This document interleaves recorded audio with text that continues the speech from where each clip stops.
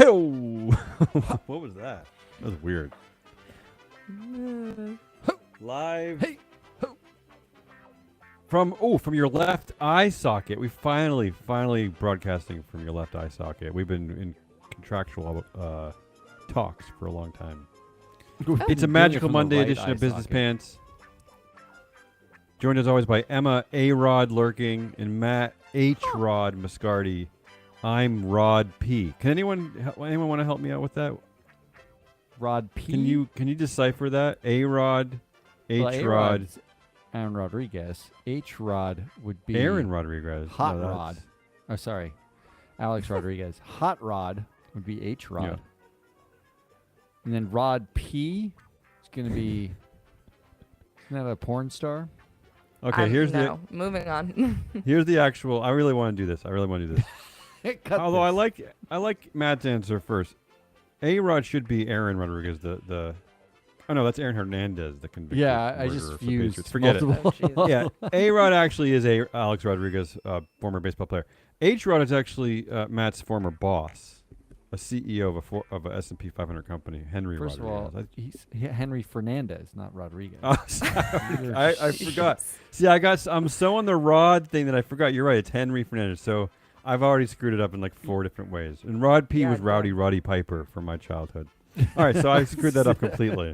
What a failure. In today's butter-shaped bag of margarine stuffed nuggets called July 18th, 2022, sexy story updates, sleazy academic papers, and Emma's trendy dumpster dive. Hey-o.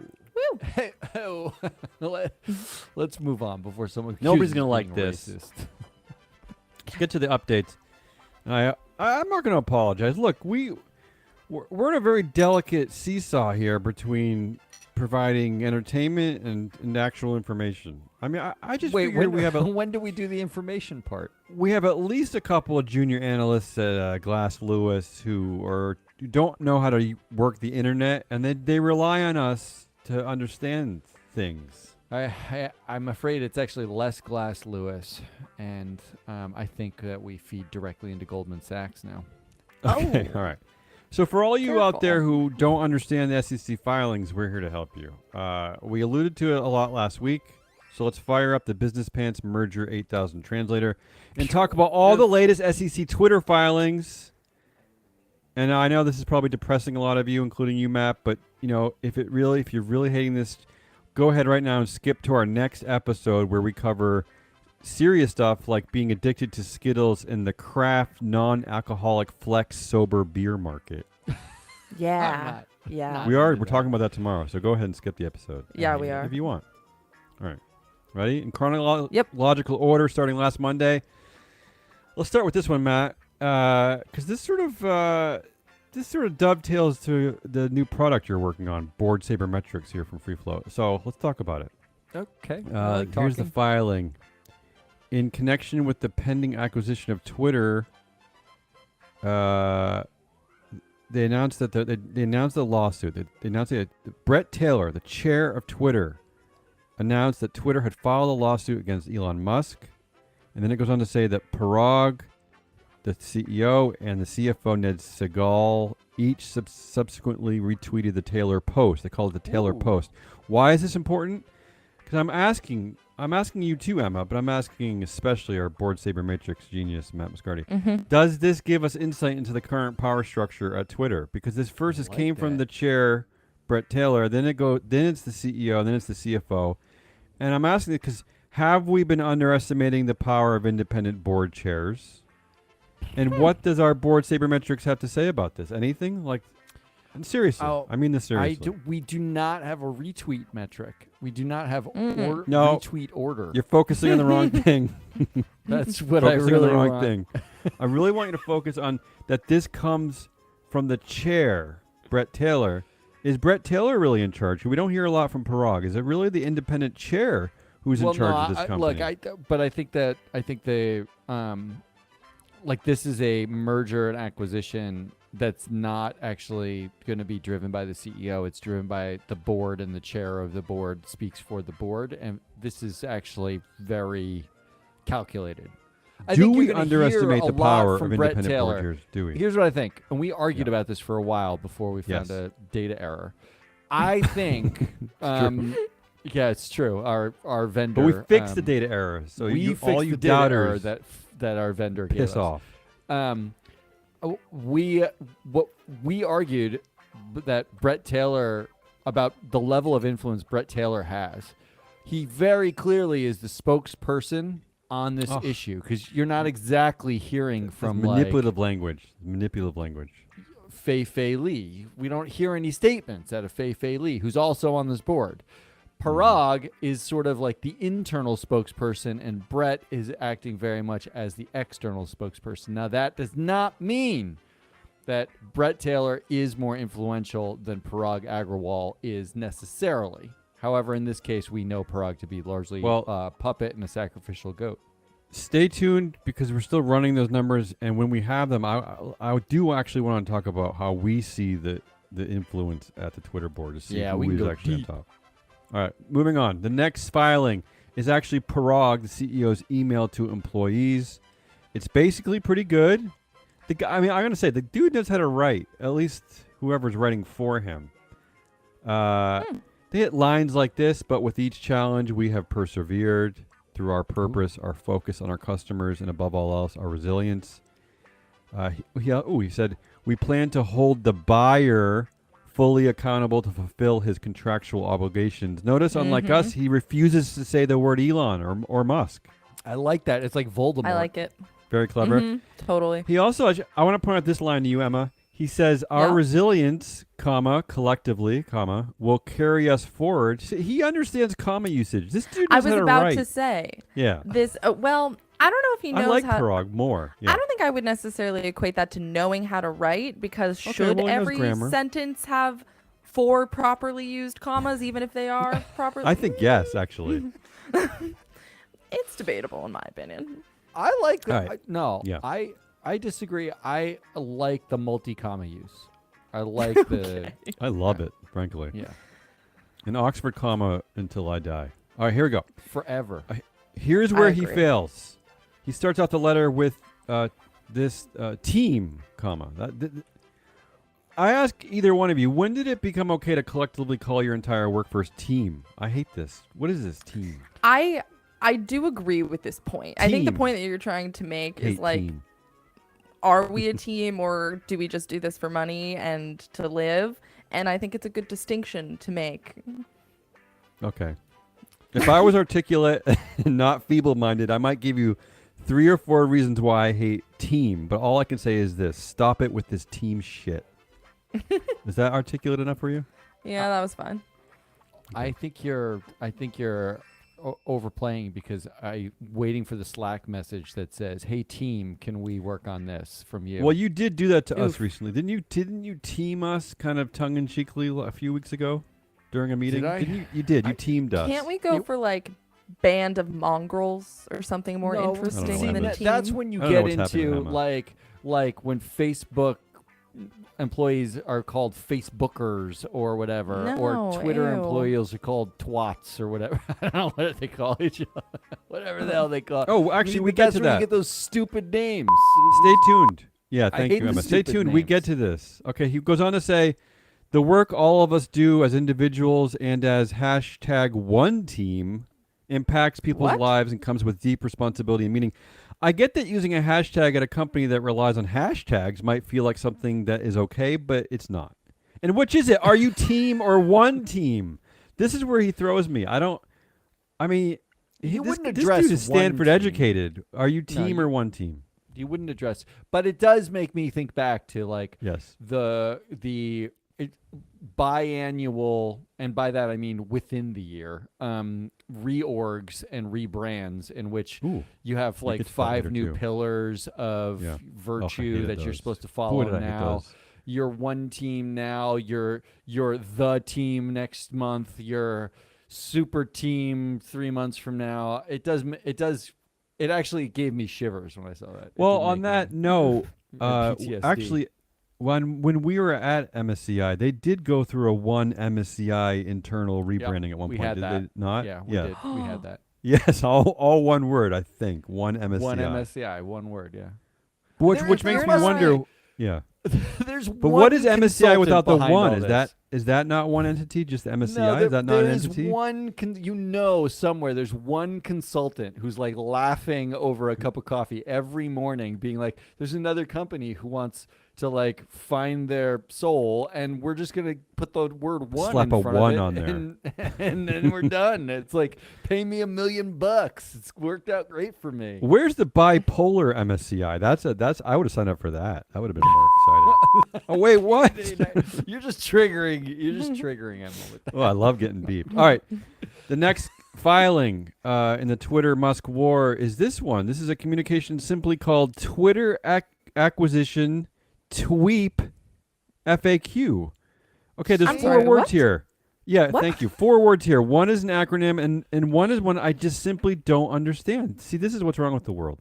I But gotta sit somebody up help for me. this. Somebody help me. What the hell is a tweep? And does anyone actually know? I don't know what a tweep is. No, And how is this I've an never SEC heard filing? that phrase before. What is it? Anyone? I don't know. Tell me. That's someone who follows you on Twitter, isn't it? No, But this is no for- way. Really? I think that's a right. tweep? Yeah. Yeah. I T think that's what W it is. E E P. Look, when you beep me for saying like what is kind of an ugly, word, Tweep. That's an ugly word. I'm not really making things up because the stupid words that they actually use, like, doesn't tweep sound sort of like a gross part of your body? Like, Yes. don't Yes. don't is that touch what you're my thinking? tweet. You went right Like, to that's- body part? Okay. It's like they, your they all weenus. sound that way. Yeah. All right. Let's They get all this some. sound that Tweep way. is your new weenus. Oh. I think you need to Can you beep beep yourself. yourself, Emma? Yeah, beep yourself. How Go ahead. dare you? Thank you. I'll take it. Let's go. Selected highlights from these FAQs from this SEC filing. What does Mr. Musk's notice mean? Is the deal now officially off? Twitter responds, no, Mr. Musk's purported termination is invalid and wrongful. I like that double hammer there. Invalid Wait. and wrongful. Yeah. Wait. Am I the last one to come to the realization that tweep is a play on peep, like your peeps, but your tweeps? Is that what it is? I guess, sure. I thought Your it was. tweeps. I thought it was a play on Easter candy. I liked Oh, your Jesus. first analysis of weenus, Emma. I thought that was a little- I know. I think they're I'm gonna- both pretty up there I'm for gonna me. go with that Right. one. I'm actually upset that they brought back Mr. Musk instead of Bayer. This is a different filing. That first one was a letter that was from Parag. This is probably yeah, like that's the I don't know what this is. internal letter, and this is the external internal FAQ. What's the Yeah. difference? They say, please understand that the Twitter board and executive management team are continuing to actively manage the process related to the acquisition. I mean, this sentence makes me feel like they saying this because there was some doubt, right? That no one's in charge of Nobody Twitter was anymore. doing anything, Right? Because, I don't think I've seen this before. It's weird that they're like reassuring everyone that there are people who are doing stuff still. Everyone, calm down. We're still doing a thing Well, with this thing. it is one of the reasons why this is so fascinating, I think, is that people maybe rightfully assume that Twitter still is kind of Jack Dorsey's shadow. I don't know. They're That's a not name wrong. I haven't heard anywhere in any filing in any way. True. And that would be, he's the one person it would be fascinating to hear from, considering I'm pretty sure he's the one who put Musk on this, right? Like the Yes. two of them were doing Absolutely. this. In which case, where's Jack now? After throwing his board under the bus and saying that they were the problem when he was working there, now all of a sudden Jack Dorsey is like dead silent on the issue of throwing your insane autocratic friend at your company you founded and blowing it up. Like I actually now, know where now he where is. are you, Jack? He's currently walking to Africa via London, and he got stuck in France, and he's actually currently fighting the fires, the wildfires in France. Oh, I thought On he his just way missed to his Africa. Delta flight because it was All right. canceled. Next FAQ. What is Mr. Musk's goal? Twitter answers, we are not in a position to speculate about Mr. Musk's objectives. Yeah, take that. We don't know, fuckface. Also, I like that there's a movie villain feel to this answer. It's very Batman. What is the Joker's goal? We are not in a position to speculate about the Joker's objectives. Mm. Right? The Matt? the Joker. Okay, the next one. What is our desired outcome? The Twitter board is committed to closing the merger, right, on the price agreed to with Musk. I Yeah, have a go ahead, Emma. question. Yeah, They're using the word merger. sure. I'm confused by that. Well, Merger, or is it it just is. a purchase? You know? I So think it is the way that Matt, you clearly want to answer this, so here, go I for don't it. care. Technically, You do, because you made a breath. You inhaled, so you do care. yeah, I inhaled like I have something to say, but I don't care whether I say it. Technically, Musk set up a company. That company is merging with Twitter, and as the acquisition controls. is a merger of the two companies, but he will control the final company, right? So it's like either Okay, way. I regret You and asking. I know Keep it's talking. an acquisition. It's fine. Come on, leave her alone. She said she regrets asking. The next FAQ: how do we plan to retain talent? And they said our attrition is slightly higher than best practice for normal macroeconomic times, but remains in line with current industry level trends. We will continue to monitor it to ensure that we can quickly identify any areas of concern and help mitigate where possible. First of all, that's an A+ for fancy corporate writing, right? That's like early Oscar nomination for corporate writing. Our attrition is slightly higher than best practice for normal macroeconomic times. Come on. Anyone? And it's beautiful. And by the way, when they say continue to monitor, it means you're probably going to get fired. That's all I'm going to say. No, I thought it's the same as we continue to do our jobs. Moving on, the next FAQ is there a possibility for layoffs now or post-close? Here's another award-winning answer. Basically, they said in 4 different ways that, yes, you're probably going to get fired. The first one they said is, we're not looking at company-wide layoffs. That means obviously they are looking at layoffs. And I know it's a catch-22 here for Twitter, but we're not looking at layoffs is not the same thing as we will not be laying anybody off. Oh, as Emma just got laid off. Yeah, Emma. We just laid Emma off. That's why she's no longer here. As we speak. The next thing they say is, however, teams from across the company are reprioritizing and making changes to ensure we are operating responsibly and efficiently in the current operating environment. There's 4 red flags here, Matt. However, the term however means you're going to get laid off. Reprioritizing means you're going to get laid off. Operating responsibly and efficiently means you're going to get laid off. And current operating environment means you're getting laid off. Those are all buzzwords. I don't like how many times they said operating. Whenever you mention operating, it means you're going to get laid off. That's what I learned. We're about to see the rebirth of Emma Lurking. Yeah, the There rebirth she of is. Emma Lurking. Congratulations, everybody. And then finally, they say, we may continue to see restructuring and org changes as we continue to align with our revised Too business many needs. continues. Who's writing Yeah. this? There it is. Restructuring and org changes. Yep, you are definitely getting fired, you tweepy losers. Right? They're not that, tweeps. They're not That's the tweeps. absolutely getting fired. Anytime you see the word restructuring, Although you're when you run say for the hills. tweepy, it does sound pretty much like a loser. Okay, so let's go to the next filing. The next communication includes a link to the actual court case, which Matt, you alluded to last week. There's a lot to cover here, but I will say this. It's actually quite a well-constructed narrative. It's Really good. It's persuasive and oddly compelling. It's clearly going to be a Hulu show soon. I mean, it's perfectly set up for TV. No, really, I don't know if you looked at it, Emma, but it is just sort of like oddly readable. But here's my main takeaway. Here's how I'm going to sum it up, because I just think this is just so nice. I just like this. They say Musk's exit strategy is a model of hypocrisy. And here's the beautiful summation, and I want to remind everyone who's listening. They say one of the chief reasons Musk cited in March to want to buy Twitter was to get rid of the crypto spam he viewed as a major blight on the user experience. He said he wanted to take the private company because he purging spam would otherwise be commercially impractical.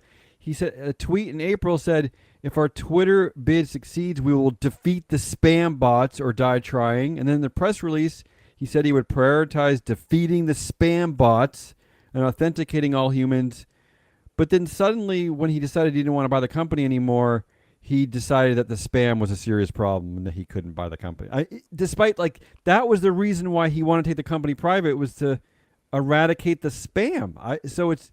I love that they remind us of this, that he just completely flip-flopped on all that. It's just I don't know. It's a brilliant summation. Did you read the Musk lawyer response to the Twitter lawsuit? Remind us.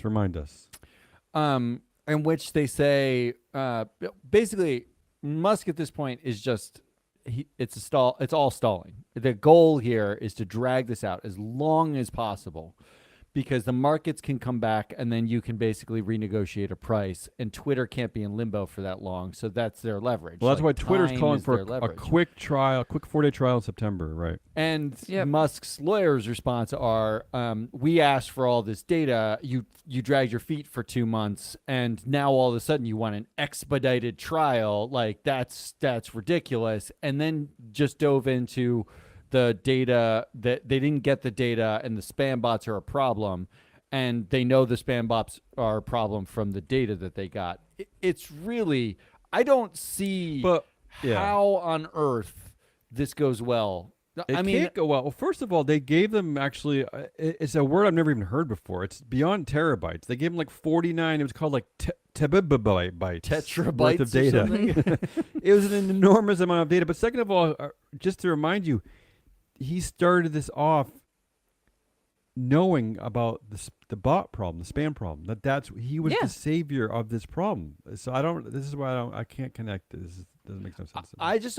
What I want, actually, the only way that this ends in an interesting way to me is if Alex Spiro, Elon Musk's lawyer, has to fist fight the Twitter lawyer team in the parking lot, and the winner gets Twitter. That's what I want to see. I don't want to see that. Finally, on this last filing, Twitter published a preliminary proxy statement for a special meeting of stockholders to vote on the merger agreement. Blah, blah, blah, blah, blah. This is like 250 pages. So if you really want to have some inside information, call me directly at 1-800-FREE-FLOAT, and we'll talk about it. That's not our phone number. Don't call that. It's not a real number. But here's all you really need to know, Emma. Mm-hmm. If the merger is completed, we will have no public stockholders, and there will be no public participation in any future meetings of our stockholders. Which means, will we all stop talking about Twitter? Like, this is something that we haven't really covered here. What happens when one of our favorite public companies goes private? Are they dead to us? No, we cover private companies all the time. We do? Name one. Well, we talked, I was just looking up the other day, Mars Corporation, who makes Skittles. Never heard of it. Skittles not real. It's not a real company. Because Don't you listen can't to even Matt. eat it. Don't listen to Matt. All right, that's it. That's all I got. I have one. I'm really sorry if I'm prolonging this, but I do have a question. Emma Tweepy Weenus lurking. Go ahead. Mm-hmm. For sure. Go with my word. Which is that I saw this article earlier where Twitter is still encouraging shareholders to vote yes on this merger in their proxy. Yes. And my question is, that makes sense to me. Like, yeah.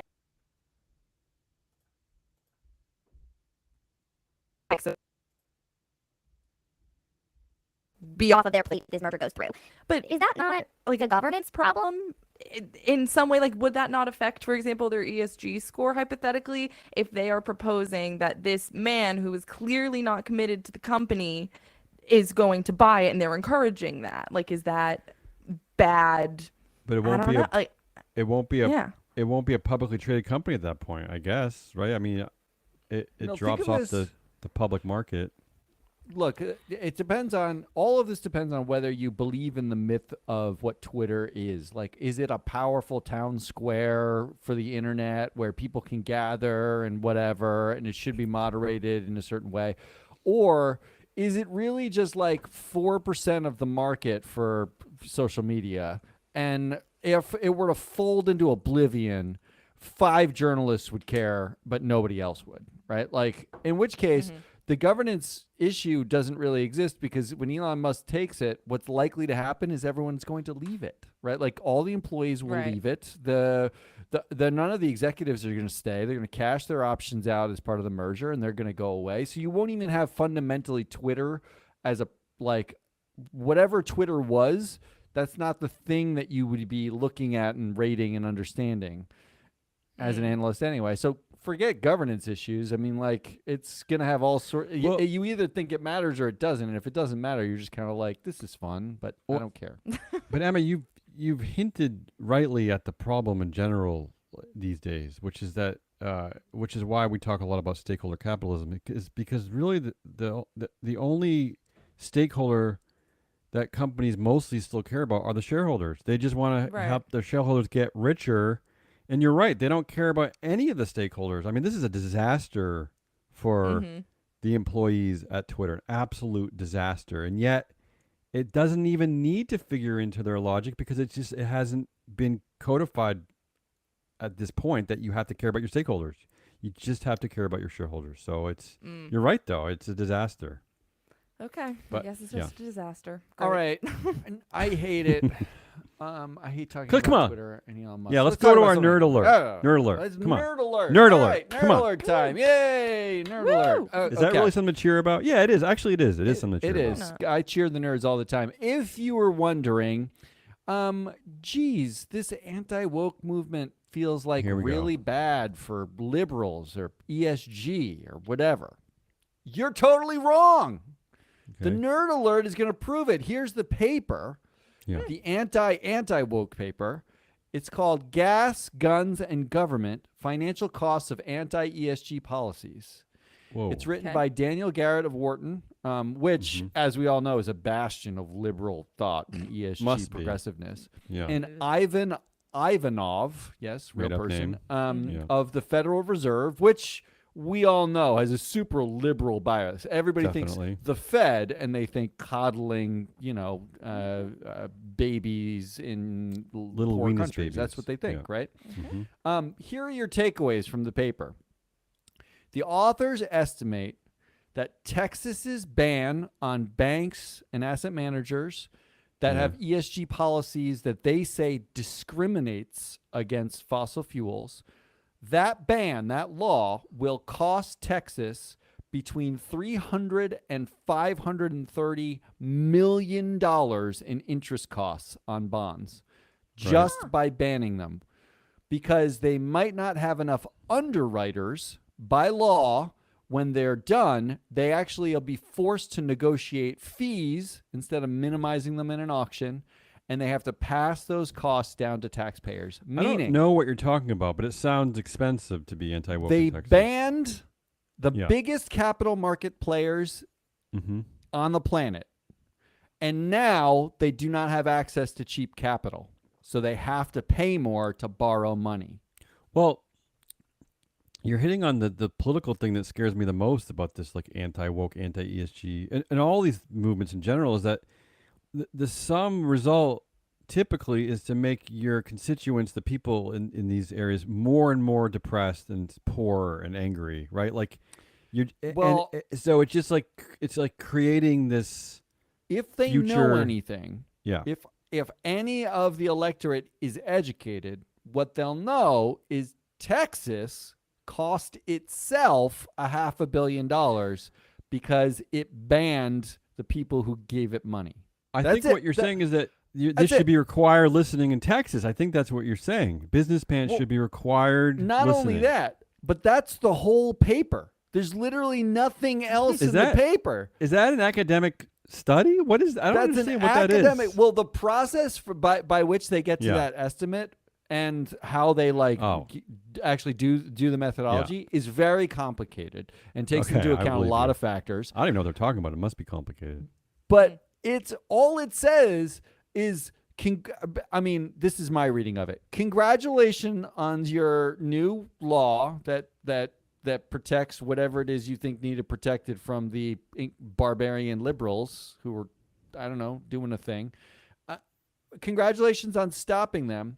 However, you can't just write a law without consequences. The consequences pay the financial system another $500 million in fees and interest because you banned them. So you basically, it would be like if you said, you know what? I am not allowed to go to any major car manufacturers at all because I find them all to be way too yellow. Like they make too many yellow cars. Okay. They discriminate against green cars. I'm what not he's going talking to about. any of them. Yep. And then you're stuck going to a guy named Gus under a bridge to buy a car.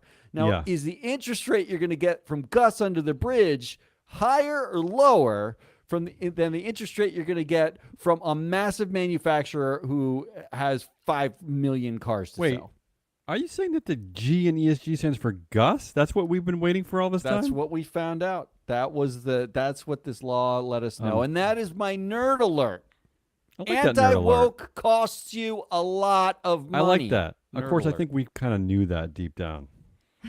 Well, they proved it. They did prove it. Emma, All right. what do you got in your trendy dumpster dive for Monday, July 18th? Come on. So I'm just gonna run through the top things from today real quick, and then Okay. one thing that Yeah. is not on Google Trends that really, really should be. Wait, is she allowed to? Is she allowed to add something here, Matt? Can we confer Absolutely. before? She can do whatever she wants. She is Yes, Emma. She Emma, you lurks. can add something. You have a full approval. Okay. And From our Emma says very the own Parag. rules Yes. Am allowed to add. Okay. Number one. Yes. Drew Barrymore with What? 50,000 plus searches. The one of the headlines is Drew Barrymore fans applaud star for healing her inner child in viral clip, which is just her being happy in the rain. That's it. That's the number one thing. That's Wow. that's what this country Wow. cares about. That's what humanity wait. cares about. Being happy in Well- the rain, that could help in Europe with all the wildfires. I see the connection. I see the connection. Totally. Drew Barry, Matt, to your comment, just wait for number two. Number two is the Uvalde shooting with 50,000 plus searches. The footage from the school has been released, and basically people are giving their takeaways. An example was, these are the 4 takeaways from the Uvalde shooting investigation report. Some very depressing news. Yeah. That's Okay. I don't want. It oscillates between things I don't want to read and things I don't want to read. But we went from Continue. happy to sad. What's next? Mhm. Number 3, we have Amelia Clark with 50,000 plus surges. Amelia Clark surprised she can Amelia speak Clark. after past aneurysms, says part of her brain is missing. I don't know what this means. Is this happy or don't- sad? wow. Who's I don't Amelia know. Clark? Okay. Amelia Clark was from She was in Game of Lord Thrones. Game of Thrones. Game of Thrones. Never yeah. saw it. Okay. Game of Thrones. Number 4, Devin Allen with 20,000 K plus searches. Or sorry, 20,000 K, redundant. Yeah. Amelia Clark, Devin Allen focuses Yeah. on Eagles after World Track disqualification. Goal is to help Philly win a What Super is Bowl. what is it? What is wrong? What is happening? That- What I what don't are know. people These paying attention to? I don't understand. And then next, the 2022 MLB Draft with 20,000 searches, the biggest winners and losers, blah, blah, blah. And then I would Yeah. argue that the only one that caught my eye was this Yes. 6th one, which is Sesame Place, which is like the Sesame Street themed amusement park. There is the one? headline- I there didn't know is that one. was a Yes, thing. there is Where? one. Yeah. Is that in the Bronx? Where is it? I honestly don't know where it is. Okay. But Sesame Place racism accusation as black mother says Rosita, the character, ignored her kids, and there's Okay. a I don't know. video. Okay. I'm out. I'm out in that Yep. story. I don't know what's happening. Yep. And then finally, the Yes. thing that is not here that 100% should be here, because if it was, then I would be able to do some amazingly put together bit where pop culture ties in with the financial world. Yes. But no, it wasn't there, No. so I couldn't do that. And this headline is Kylie Jenner has been called a full-time climate criminal after her private jet was exposed for taking a 3-minute flight. It would Really? 3-minute. It Is was that- a 40-minute drive. Yep. So it's just like a 40-minute drive. Is that a real? This is a real thing. Yes. So it just yes. like it shot up, and then it basically they put it in neutral, and it just coasted down for a landing. Yeah, it essentially? was from Camarillo, California to Van Nuys, California. 3 minutes. Yeah. Yep. And is this the kid who follows like Zuck's jets? No, this is Oh, okay. similar though. This is celebrity jets. which is okay, a but I bot do that like followed- that. Overall, I Yeah. support all this. I don't know where Right. you're going with all this, but I support it. Well, our very own Yes. Ari, the data queen, Yes. built a model for a Speaking client of of private ours. jets. Uh-huh. in which Ari, unbeknownst to the masses, was actually an aviation engineer. She was an engineer building I believe airplanes, right? Because every time I see her or talk to her, I want to fly far away. So I believe it. There you go. Let her know. She built a fully, like, every airplane in the world. The lengths she went to get this done, a carbon estimation model for how much carbon per passenger gets spewed for every plane. I absolutely need, what we need to do is get a photo of whatever, all the plane stats, and have her run it through that model, and she can tell us if Kylie Jenner was the only person on that plane other than the pilots, how much carbon she cost relative to if she had just driven a car. We can do that estimation. I can tell you right now that her plane is a 2019 Bombardier BD700. Easy, right there for you. That means nothing to me, but it will mean something to her. Okay. Perfect. Wow. And that's Thank you, Emma That's all I Lurking. got for my dumpster dive. How come none of those things were free float? How come we're not trending? That was Damian Rollis and Emma Lurking. I am Matt Muscardi. We had some beeps before we go. Do we need to discuss the beeps before we go? They're You guys know what you self-explanatory. did wrong. Yeah, I think they're You were I self-explanatory. don't. just I begging for me mostly to just beep want to you. hear Emma talk about how terrible humans we are. But you can hear that on the next show where we're going to also be terrible humans. Come back tomorrow and listen to more. Goodbye.